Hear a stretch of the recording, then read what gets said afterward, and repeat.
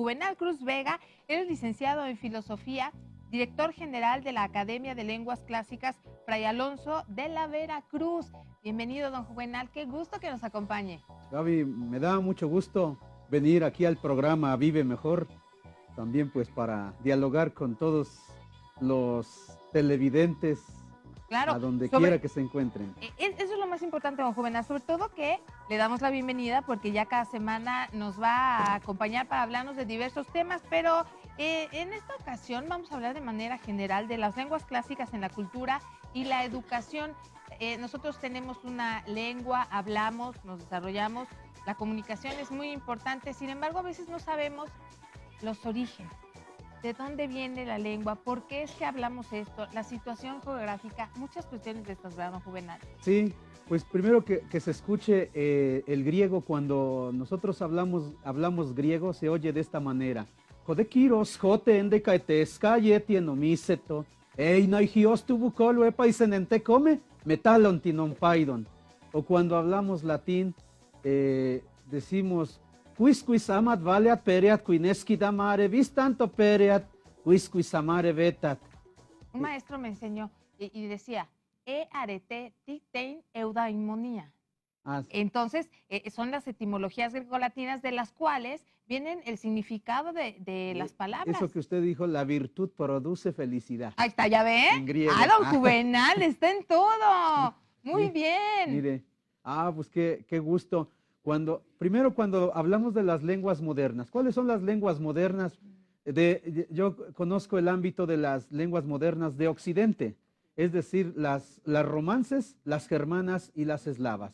Es decir, todo el mundo occidental tiene de las lenguas clásicas la escritura, el vocabulario o el lenguaje culto y sobre todo la cultura. Por eso es importante que todos los que hablamos alguna de las 200 lenguas del mundo occidental, aproximadamente, pues estudiemos griego y latín. Y ya que vamos a hablar a menudo de estos temas, vamos a ir viendo cómo los poblanos tenemos una escuela desde hace propiamente 25 años. Ahora, pero también, 13 años ¿sí? Hemos estado trabajando ya con la escuela Academia de Lenguas Clásicas Fray Alonso de la Veracruz, como decimos, día y noche. Claro, y además la influencia que tenemos en nuestro idioma es importante conocerlo, de dónde viene. Tenemos palabras de origen árabe, en fin, también de nuestros antepasados, don Juvenal, y así se van formando las palabras que día a día vamos comunicando con todas las personas.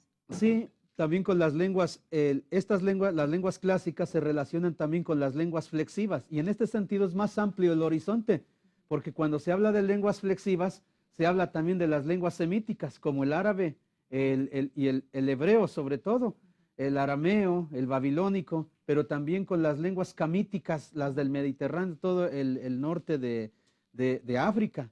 Pero también hay relación, al menos de vocabulario, con las lenguas pues más antiguas, como también con el egipcio, con el copto y con las lenguas nuestras ni se diga, porque aunque ahora que se habla mucho de pueblos originarios, la lengua náhuatl tiene escritura latina, no claro. Solamente el códice o el glifo, como es el nombre apropiado, como el doctor Justino Cortés, diríamos la máxima autoridad en lengua náhuatl, y es poblano, vive todavía. Le enviamos un saludo. Por supuesto. Al doctor Justino Cortés. Él dice, el náhuatl tiene escritura antigua y escritura moderna. La moderna es el latín, la que usamos en el abecedario. Y la gente se va enterando de cosas muy elementales del latín y del griego y de las lenguas modernas, pero también cosas muy profundas. Va conociendo desde la escritura, la mnemotecnia.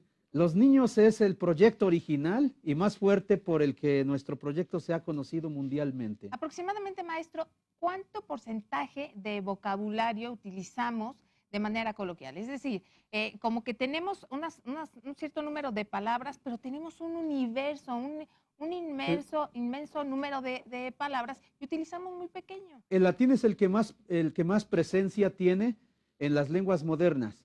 Entonces, de cada 10 palabras, tal vez usamos 6. Por ejemplo, hablamos de televisión, la palabra televisión es griega y latina. La palabra locutor es latín. La palabra conductor es latín, la palabra mujer es latín, cuando decimos mulier. Y además hay presencia del latín culto, del latín vulgar y el coloquial. El vulgo, Porque del sí. latín vulgar, por ejemplo, mulier, que quiere decir mujer, el latín vulgar. Y del latín culto, fémina. De allí, de donde viene feminismo. ¿Qué se oye mejor, feminismo o mujerismo? No, feminismo. Sí, se oye más. A nosotros los hombres nos toca la parte más despectiva y fea, la parte animal, porque nos dicen machismo, pero se oiría mejor andrismo. Y así ya hay equidad de género, comenzando con el lenguaje. Claro. ¿Sí? Porque generalmente las mujeres son las que hablan de la equidad de género. Entonces hay que comenzar con el lenguaje. Pero muchas veces eso no lo sabemos, eso no lo conocemos, por eso es importante las aportaciones del maestro Juvenal, que ya semanalmente estará con nosotros acompañándonos. Le agradecemos muchísimo, don Juvenal Cruz Vega, que haya estado con nosotros en esta ocasión, y la próxima semana continuaremos hablando de las lenguas clásicas y modernas. Sí, muchas gracias. Que tengan muy buen día. Sí, hasta luego, gracias. Vamos a hacer una pequeña pausa, es muy breve, y continuamos con más aquí en Vive Mejor.